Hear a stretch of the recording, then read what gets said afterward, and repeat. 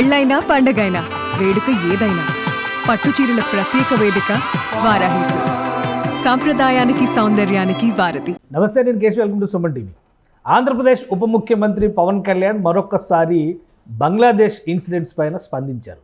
ఈసారి జాతీయ స్థాయిలో జరిగినటువంటి ఒక ఇన్సిడెంట్, ప్రధానంగా ముంబై అటాక్స్. అజ్మల్ కసబ్ని విచారించినటువంటి తీరుతో పోల్చి చెబుతూ చిన్మయ్ కృష్ణదాస్ అరెస్టు వెనుక బంగ్లాదేశ్ పెద్దల హస్తం ఉంది అనేటువంటి అనుమానాలను వ్యక్తం చేశారు. అలానే ప్రపంచవ్యాప్తంగా మత సామరస్యం గురించి మాట్లాడేటువంటి హక్కుల ఉద్యమకారులు ఇప్పుడు ఎందుకు నోరు మెదపడం లేదని ప్రశ్నిస్తున్నారు. ఆయన చేసినటువంటి ట్వీట్ సారాంశం ఏంటి, ఎందుకు పవన్ కళ్యాణ్ బంగ్లాదేశ్ రాజకీయాల గురించి పదే పదే మాట్లాడుతున్నారు? ఈ అంశాలను విశ్లేషించేటువంటి ప్రయత్నం చేద్దాం. మనతో పాటు సుబ్రహ్మణ్యం గారు ఉన్నారు, అనలిస్ట్. సుబ్రహ్మణ్యం గారు నమస్కారం. నమస్కారం సార్. ఏంటి, పవన్ కళ్యాణ్ గారు లాస్ట్ టైం కూడా కృష్ణదాస్ అరెస్ట్ ఫస్ట్ ఆయన ట్వీట్ చేసింది, తర్వాత అందరు రియాక్షన్స్ మొదలైంది.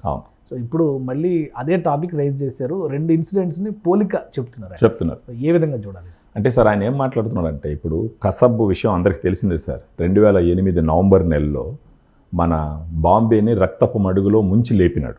రెడ్ హ్యాండ్ పట్టుకున్నారు. ఇంచుమించు 300 మందికి గాయాలైనాయి, 166 మంది చనిపోయినారు.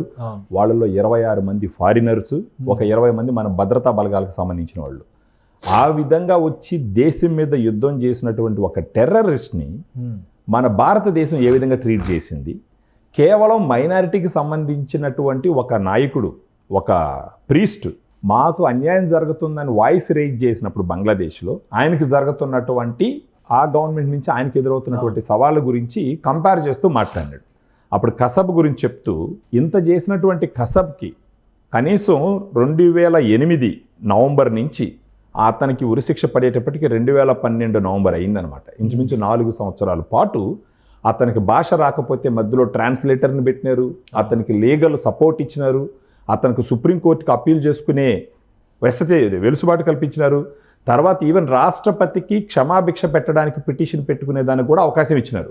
ఈవెన్ బిర్యానీ కూడా పెట్టినారు ఆ క్యాండిడేట్కి. ఆయన పెట్టిన ఫుడ్ ఖర్చే లెక్క చెప్పారు కదా. అవును, ఒక టైట్ సెక్యూరిటీ కూడా. సో అంటే దాన్ని ఉదాహరిస్తూ పవన్ కళ్యాణ్ గారు ఏం చెప్పినారంటే, ఒక ప్రజాస్వామ్య ప్రభుత్వం, ఒక ప్రజాస్వామ్య గవర్నమెంట్ ఉన్నటువంటి ఒక దేశంలో మానవ హక్కులకు సంబంధించి వాళ్ళకు ఉన్నటువంటి బేసిక్ రైట్స్ గురించి, వాడు పరదేశీయుడు అయినప్పటికీ ఇక్కడికి వచ్చి మన దేశం మీద యుద్ధం చేసినప్పటికీ ప్రజాస్వామ్యాన్ని గౌరవించే దేశంగా వాళ్ళని ఎలా ట్రీట్ చేసినారు అని ఎక్స్ప్లెనేషన్ ఇస్తూ, దాని ఎగ్జాంపుల్గా చెప్తూ, మరి ఇలాంటి ఒక దేశం ఉన్నటువంటి భారతదేశానికి సంబంధించిన హిందువులు బంగ్లాదేశ్లో కేవలం వాయిస్ రైజ్ చేసిన దానికి అతనికి ఒక లీగల్ సపోర్ట్ లేదు, అతని గురించి కోర్టులో మాట్లాడేటటువంటి ఒక అవకాశం లేదు.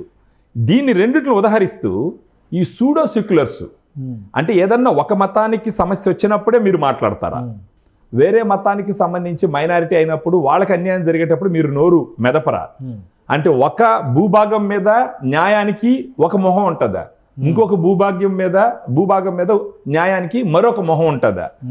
ఈ సో కాల్డ్ శాంతి కాముకులు ప్రపంచం మొత్తం మీద ఉండేవాళ్ళు ఇప్పుడు మీ నోళ్ళు ఏమైపోయినాయి? మీరు ఎందుకు ఖండించరు?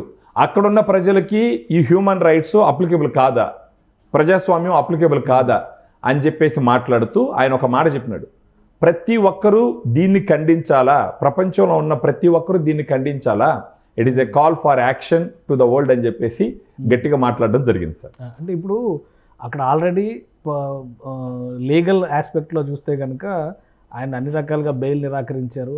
ఆయనతో ఎవరికి కూడా సంబంధాలు లేకుండా చేశారు. అది ఇంటర్నల్ ఇష్యూ అంటున్నారు. ఆల్రెడీ ఇప్పుడు పవన్ కళ్యాణ్ గారి విజ్ఞప్తి అనుకోవాలా, లేదా గవర్నమెంట్ ఆఫ్ ఇండియా రియాక్షన్ అనుకోవాలా? ఇవాళ భారత దౌత్యాధికారుల బృందం కూడా అక్కడికి సెక్రటరీ లెవెల్ ఆఫీసర్స్ బంగ్లాదేశ్ వెళ్తున్నారు. ఓకే, సో రెండు దేశాల మధ్య ఈ ఇన్సిడెంట్ సంబంధ బాంధవ్యాలను దెబ్బతీసే విధంగా ఉందా?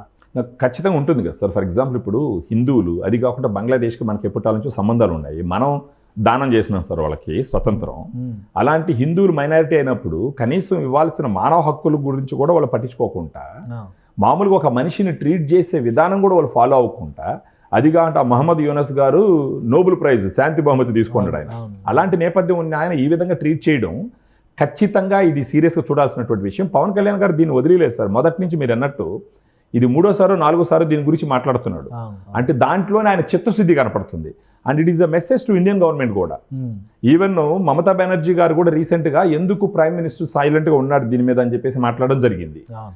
ఈయన పదే అలయన్స్లో ఉన్నప్పటికీ దీని గురించి ఆ కసబ్ ఇన్సిడెంట్ని దీన్ని ఎక్స్ప్లెయిన్ పోలికి చేస్తూ చెప్పడం రెండింటిని పోల్స్ అంటే ఇది ప్రజాస్వామ్యం, ఇది ఎందుకు ప్రజాస్వామ్యం కాదు అని చెప్పేసి మాట్లాడడంలో ప్రతి ఒక్కరిని డిమాండ్ చేస్తున్నారు ఇంటర్వ్యూని అవ్వండి అని చెప్పేసి. Okay. సో దాంట్లోనే హిందుత్వం మీద, హిందువుల మీద, ఫర్గెట్ అబౌట్ హిందుత్వం సార్, ఒక మానవుడి మీద Humanity. ఉన్నటువంటి Humanity. అక్కర గురించి మాట్లాడడంలో పవన్ కళ్యాణ్ గారి చిత్తశుద్ధి మరొకసారి బయటపడడం మనం కళ్ళారా చూస్తున్నాం sir. Right. Thank you Subrahmanyam garu విశ్లేషణ అందించినందుకు. ఇది బంగ్లాదేశ్లో జరుగుతున్నటువంటి ఇన్సిడెంట్స్ పైన AP deputy CM Pawan Kalyan పదే స్పందిస్తున్నారు. ప్రధానంగా మానవ హక్కుల ఉల్లంఘన అక్కడ యథేచ్ఛగా జరుగుతుందనేటువంటి విషయాన్ని దేశం దృష్టికి తీసుకొస్తారు. ఇప్పుడు ఇండియన్ గవర్నమెంట్ కూడా రియాక్ట్ అయింది. బంగ్లాదేశ్లో సాధారణ స్థితులు తీసుకొచ్చేటువంటి ప్రయత్నాల్లో భాగంగా దౌత్య బృందాన్ని పంపిస్తుంది. బంగ్లాదేశ్లో ఈ సమస్యలన్నీ కూడా సమసిపోయి శాంతియుత వాతావరణంలో ఉంటుందని ఆశిద్దాం. ఇది special discussion. Keep watching. Suman టీవీలో మీ పర్సనల్ అండ్ బిజినెస్ ప్రమోషన్స్ కోసం కింది నెంబర్కి కాంటాక్ట్ చేయండి.